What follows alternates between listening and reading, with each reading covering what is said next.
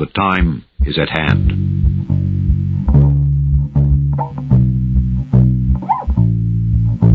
The Army Air Forces has announced that a flying disc has been found and is now in the possession of the Army. When we are successful, and we will be, we have a real chance at this new world order. But I am telling you right now, we need a great reset. And this is extremely dangerous to our democracy. Babylon the Great is fallen, is fallen.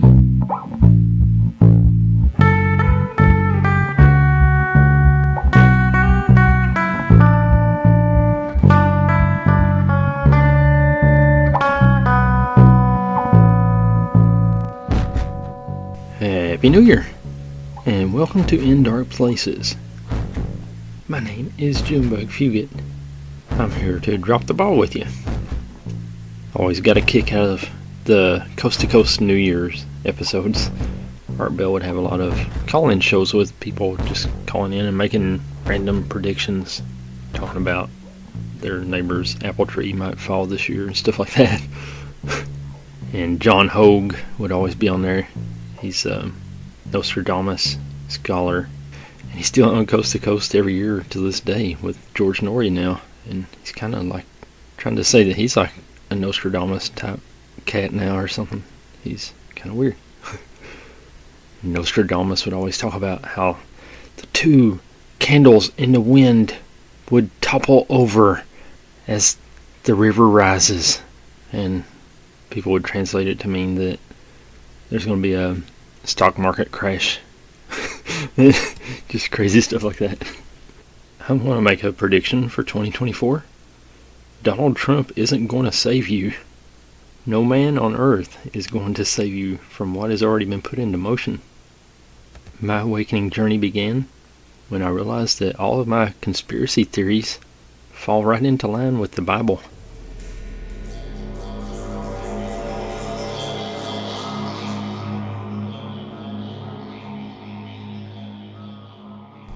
Mysterious man manages to fly to Los Angeles in strange alleged stowaway case by Tim Banal.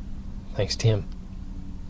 Federal authorities arrested a man who somehow managed to catch a flight from Denmark to Los Angeles without a plane ticket nor a passport, as well as what he claims is no memory of how he wound up on the odd journey. The peculiar incident reportedly occurred in early November when Sergei Ochigava, a Russian-Israeli national, appeared among international arrivals at LAX. When asked for his passport, the man initially indicated that he had inadvertently left it on his inbound flight from Denmark. However, customs officials looking into the situation quickly learned that it was far stranger than they likely could have imagined. A check of the plane's manifest turned up no sign of Ochigava on the list, and after everyone else had been accounted for, they determined that he had somehow gotten onto the flight without a ticket. Making matters all the weirder, the Scandinavian Airlines crew that served the man said that he was anything but inconspicuous during the flight. To that end, they recalled that he hopped around to different seats, asked for 2 meals, and tried to snatch some chocolate that belonged to the flight attendants. Upon being questioned by the FBI, Ochigava expressed confusion over the situation and asserted that he had not slept for 3 days. The peculiar passenger also offered no explanation for how he wound up in LA by claiming that he had no recollection of passing through security or getting on the flight without a ticket. He's a time traveler. He's a time traveler. As one might imagine, authorities and airline officials are investigating how the man could have possibly slipped through so many checkpoints and ultimately landed in an unoccupied seat on the flight without anyone noticing. As for Ochigava, he remains in federal custody, as he has been charged with the felony crime of being a stowaway, which carries a 5-year prison sentence, should he be convicted. I'm about to tell you a story I don't expect all of you to believe. But when I started finding different shows on YouTube to listen to, I found this old-timey radio program called Lights Out Theater. And I was listening to like CBS Mystery Theater before this. I found Lights Out came up as a suggestion. This aired in the 1930s. I've never heard of this show. The first episode I ever listened to had this intro.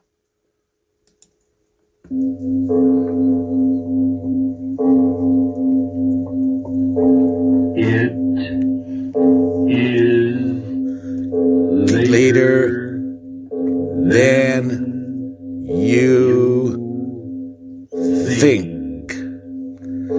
Now, the reason I talked over that gentleman was because the first time I ever listened to this, a few years ago, I heard the intro, and after the first time he said, "it is," I finished what he was saying out loud, which leads me to believe, was I around in the 1930s, huddled around a big giant radio, listening to these programs? Or is it somewhere in my memory banks when I was a little kid and listened to it some other time? I don't think so. It always intrigued me, and I forgot about it until I wanted to do this week's Cryptid Corner and wanted to have a cool intro. So we'll listen to it one more time without me talking over it, and then we'll get into a cryptid that I consider a cryptid. Here we go.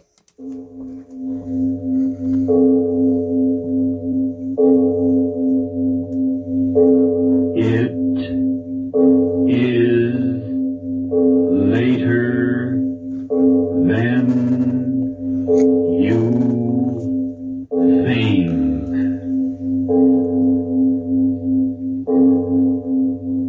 So these are great. It's a great show, and it's available on YouTube. There's a ton of them on there, and I would highly recommend it. But now I'll get into what I consider a cryptid. And this is called the 7 o'clock man. If you have a penchant for a creepy mystery, the 7 o'clock man will send shivers down your spine. This enigmatic figure from Quebec folklore is the stuff of nightmares, a character woven into the fabric of childhood fears and parental warnings. But what makes the 7 o'clock man one of the most intriguing and unsettling figures in folklore? This is another one of those stories about getting your kid to bed on time. The 7 o'clock man is a figure that looms large in the imagination of little children in Quebec. The legend goes that if children misbehave and don't heed their parents' warnings, this eerie character will come and take them away precisely at 7 o'clock in the evening. It's a chilling tale used to encourage good behavior and obedience in youngsters, and it's not for the faint of heart. And do you hear that banging next door? They've been building this house for about 2 months now, and I figure I'll just leave it in there. It's a little creepier. To avoid angering this menacing figure, the little Quebec kids used the more amiable term, the good man. However, the true horror lies in the stark simplicity of the 7 o'clock man's appearance. He's just a regular guy with a heavy sack slung over his shoulders, a sack that is believed to be filled with terrified children. To shield himself from the biting cold of the night, he wears a heavy hat and a thick coat, adding an eerie layer to his appearance. His sinister purpose becomes apparent when he sneaks into the bedrooms of children who are supposed to be sleeping. If he finds them awake, he seizes them and mercilessly stuffs them, say that 3 times fast, stuffs them into his ominous sack. It's said that all children who were unfortunate enough to be taken by this sinister figure were either consumed or mysteriously vanished, never to be reunited with their families again. The legend of the 7 o'clock man has been passed down through generations in Quebec. It's a classic example of folklore used to instill discipline and respect for authority, especially among children. The fear of the 7 o'clock man has been a powerful tool in teaching youngsters the importance of obeying their parents. Interestingly, there are only a few variations of the spine-tingling tale, some of which have roots in other folklore, while others are the result of translations from English to French. In one version, the 7 o'clock man possesses powers akin to the Sandman, wielding magical sand that helps lull children to sleep when blown into their eyes. This particular variant seems to be a more recent addition, casting the 7 o'clock man in a somewhat benevolent light. It suggests a shift from parents scaring their children into sleep and towards a more soothing method of ensuring a peaceful bedtime. The 7 o'clock man is more than just a creepy bedtime story. It's a cultural touchstone in Quebec, serving as a reminder of the importance of good behavior and parental guidance. And one more time, the creepiest intro ever. Is later than you think. Jimmy Haunted, Cryptic Corner, creepy stuff. And now here is your Nicolas Cage Meltdown of the Week.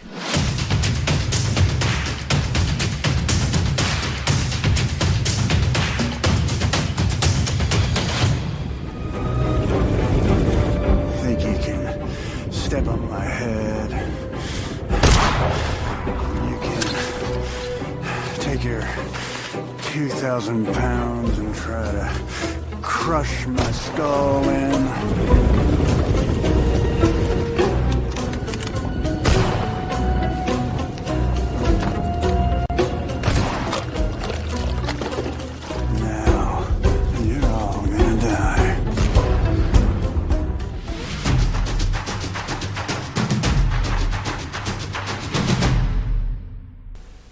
We haven't quite got the logistics of having a live show worked out with like actual call-ins and stuff, but I did post the question, what are your predictions for 2024?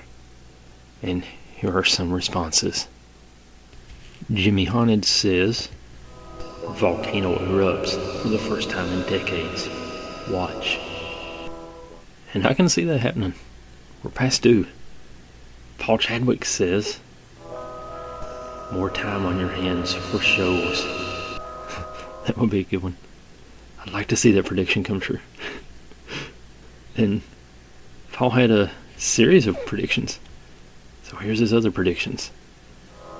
Thomas gets a lion and becomes a lion tamer because his cats are too scared to get rid of his rat problem. Things are to get more darker than lighter in dark places. Space station built on the moon, ready for the Mars mission. Exhibitions looking for alien spacecraft for the 2 aliens found in Peru. The answer is they were left behind like E.T. and could not phone home. More TV shows on Fiari after the movie hits the cinema. Jimmy eats more holy mackerels. Good predictions, Paul. Gnome Man 18 says, everything will be worse. The economy will go downhill, and probably new wars will start. And I don't see any reason to doubt that will happen. I think you might be right, Gnome. Agitated Purchase 451 says, it's an election year, so that's got me on alert.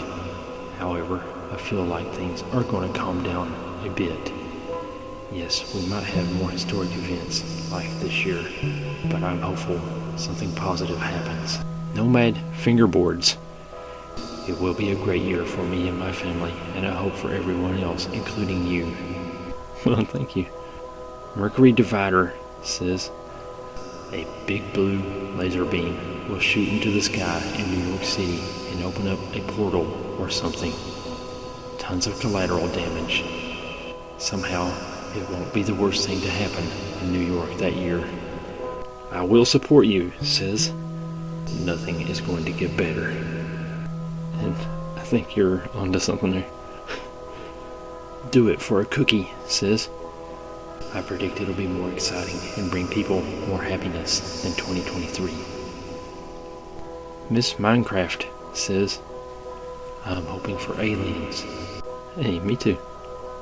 Evil Cat Art says, misery, pain, suffering. Horzheimer says, gonna be good. At least I hope so. Politics aside, I'm waiting for the new entertainment and experiences. Lon Plays Ziwi says, it'll follow the trend of years after 2019 getting progressively worse. And I agree. Dead Bird Chan says, basically everything goes up in price and everything is falling apart even more. And there you have it. There's some predictions for 2024.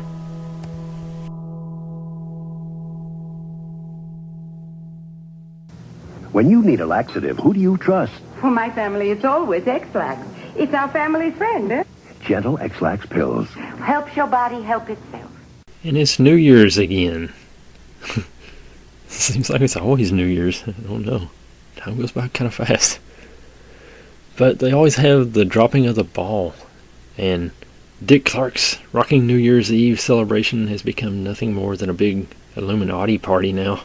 Satanic rituals and such. So, this week on the show, we're going to talk about some Illuminati and Satanism in the music industry. I grew up with Elvis and the Beach Boys and some Johnny Horton and Hank Williams and Donna Summer. We had like 6 8-track tapes and I listened to them all the time, and that was our variety. My Uncle Terry would record some cassette tapes of Prince and Michael Jackson, Def Leppard, good stuff. And he would give them to me from time to time. In 1986, I bought my first rock album, Bon Jovi's Slippery When Wet. I enjoyed it. I still enjoy it. Maybe I'm weird. Modern day Bon Jovi is pretty crappy, just like pretty much any other kind of modern music. I remember when I was about 12 years old, 9 Inch Nails came up on the scene. And I remember crying and thinking, this is the future of music. I don't like it. This is scary. I was kind of right. Music in the future is terrible. In 1989, I bought Dr. Feelgood by Motley Crue. And then shortly thereafter, I bought Guns N' Roses' Appetite for Destruction. And that changed everything. I've always loved music, though. Music is fun, especially the rock music. I remember when I was in school, I would hear people talking about how, especially like heavy metal, was the music of the devil. And some of that I can see, but most of it, I don't really see anything wrong with it, I guess. Here's a song that you might not have known about. When I was a kid, I had this Styx album called Paradise. And when you held it at an angle, it had this little iridescent rainbow-looking effect to it, and it was like a picture on the album. It was cool. So anyways, this song was on that album, and it was really, really creepy the way they're talking here.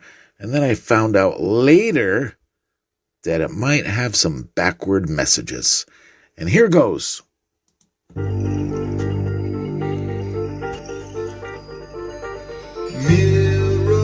mirror on the wall, the face you show me scares me so. Thought that I could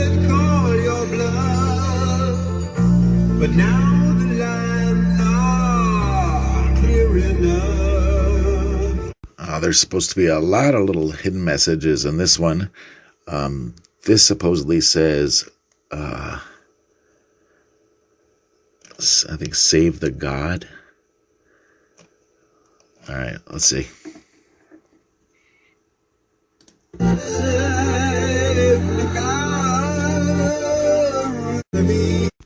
This, some people say, sounds like Satan moves in our voices.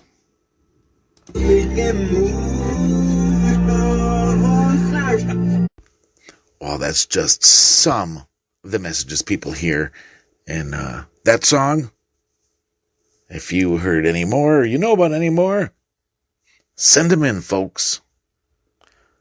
Thank you. Wait, here's the let's do the whole title of that song there. What I meant was chorus. Thank you.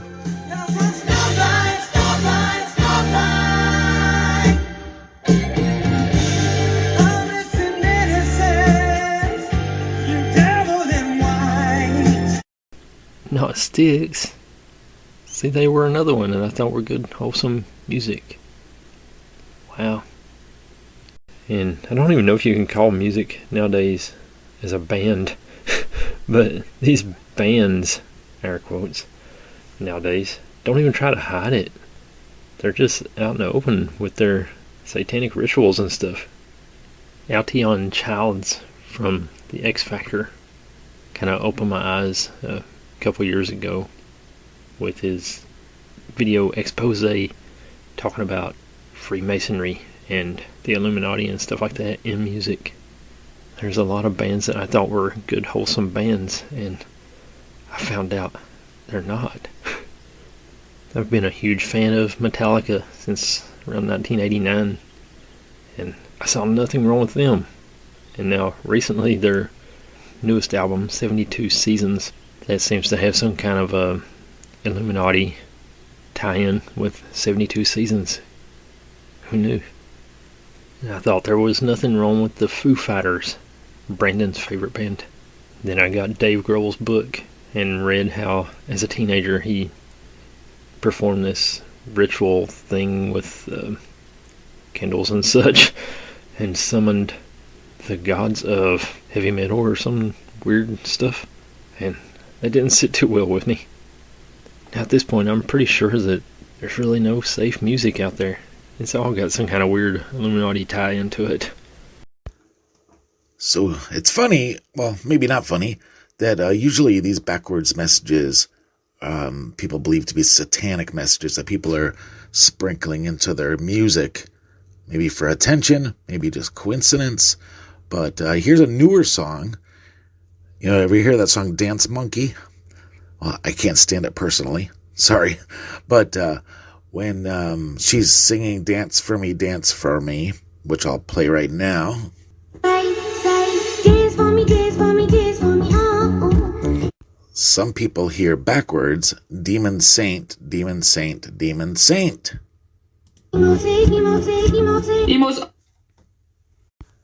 Now, are all these messages satanic? Here's one by Miley Cyrus called The Climb. And when she's singing Keep the Faith, I believe it is, let's see.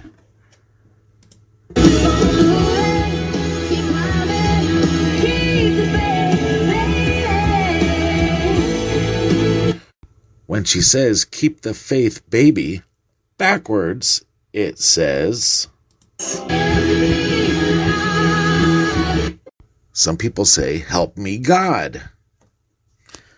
Anyways, that's my latest contribution to In Dark Places. On to the next song. What about country music? That's good, right? There's nothing wrong with country music. I've not seen anything on Billy Ray Cyrus being Illuminati, but he had to have sold his soul at one point to have that hit back in the 90s, right? But what about his daughter? Miley Cyrus makes no secret that she's satanic and Illuminati and all that junk. She's been rumored to have said in front of a concert crowd one day to sell your soul and be rich like me or something like that. Supposedly Billy Ray is trying to rescue her from the clutches of Satan. But we'll see how that works out. What about Dolly Parton's newest record, Rockstar, where she has one eye covered up? Illuminati symbolism. Actually, it makes sense with Dolly Parton. She hasn't aged since like 1990. Adrenochrome. Leanne Rimes. But people tend to think of her as like good and clean and stuff. And her latest album is called God's Work. And on the album cover she has one eye covered up, notating her Illuminati ties. I remember one day I was at the hospital with my dad and I got tired of looking at my phone screen. It's actually possible to not have to stare at your phone all the time, believe it or not. But I went kind of old school and I started looking around for magazines and stuff in the waiting room to read. And I saw this People magazine with Shania Twain on the front of it. And it's basically the only thing they had there to read. So I read the interview with Shania Twain, and I am not a fan of hers. Country music either. But it helped kill some time. She was talking about how she was basically in a really bad abusive relationship with her ex-husband and junk, and that it was all his idea for her to dress kind of risque and stuff like that back in the 90s, and that she was done with that and that she was going to just be herself now and not do anything like that anymore. And she's going to put out a new record and she was going to do good for the world. And then, well, you know, like 6 months later her record came out and she's posing nude and stuff. And her new record is called Queen of Me. She's basically naked on a horse. And don't get me started on the modern bands and groups and singers and artists or whatever they want to be called now. I can honestly say that I've never heard a single song of any of these people, and I'm pretty sure I don't want to after the things I read. These people don't hide it now. But Beyonce, pretty clear that she's satanic. Nicki Minaj, and again, I have no idea what she sings, who she is or nothing, but she's Illuminati. Jay-Z, yep. And this one here is probably the most played back album ever. Back in the olden days, we actually had to move the record backwards with our hand. I remember everybody was doing this in school back in the day. But first I'll play the song regular way, and then I'll play it backwards and then tell you what some people hear. Led Zeppelin, Stairway to Heaven.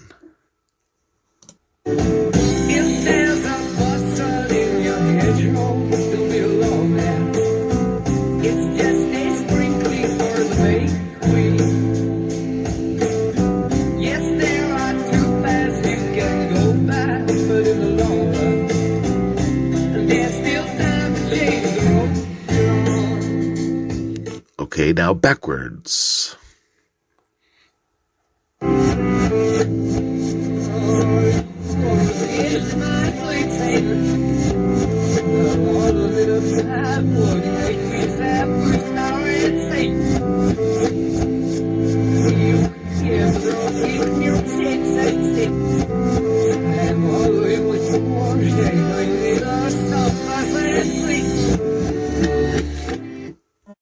So that little creepy passage supposedly says, "Here's to my sweet Satan, the one whose little path would make me sad. Satan, he'll give you 666. There was a little tool shed where he made us suffer. Sad Satan." Is that a coincidence? I don't know. Thank you. Yeah, Stairway to Heaven. I've heard that before. Not the song. I think everyone's heard that. But I mean, the backwards thing. Thanks, Jimmy. And I guess those guys were into some pretty dark stuff too. What about Taylor Swift? She's everywhere. She's got like 20 albums to her credit now.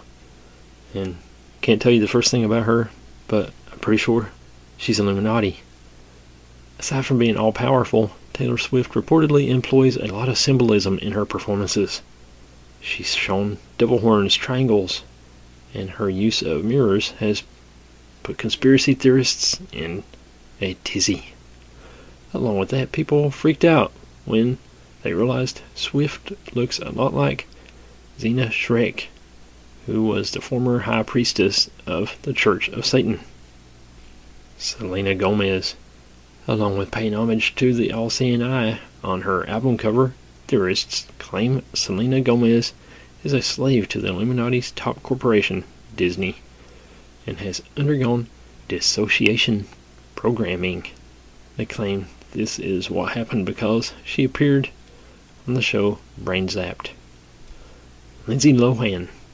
Don't hear much about her these days, but rumor has it that Lindsay had a fight with the Illuminati way back when, and back in 2011, outlets reported that she said the Illuminati was stalking her. She allegedly claimed that this Illuminati stalker has been terrorizing her for years. Keisha. She once joked in a Rolling Stone interview that she was really the leader of the Illuminati. She's also had a lot of Illuminati symbolism in her early music videos. Alicia Keys. The occult Illuminati symbolism Alicia Keys supposedly uses in her videos includes the all-seeing eye and Satan horns. Lady Gaga. Another no-brainer. Along with her plethora of alleged Illuminati symbols in her music videos and performances, theorists believe Lady Gaga sold her soul. She claims she's an Illuminati puppet who hired people to follow satanic worship in her music videos. Justin Bieber. While he's continuously denied the wild claims, there was a time when conspiracy theorists thought that Justin Bieber was a member of the Illuminati. In particular, such conspiracy theories noted an owl tattoo that he has on his forearm, and even spread rumors that the real Bieber died in a car crash and has since been replaced. Sean Diddy Combs. Conspiracy theorists claim that P. Diddy Combs is not only a member of the Illuminati, but also claim that he killed Biggie and Tupac in a sacrificial ceremony. So there you have it. There's some Illuminati Satanism in music. We hope you enjoyed it. We'd like to wish you a Merry New Year. Thanks, Jimmy Haunted. Thanks, Paul Chadwick. Thanks to all the participants in the prediction segment. It was fun. And thank you for listening. We'll see you again right here next week. God bless.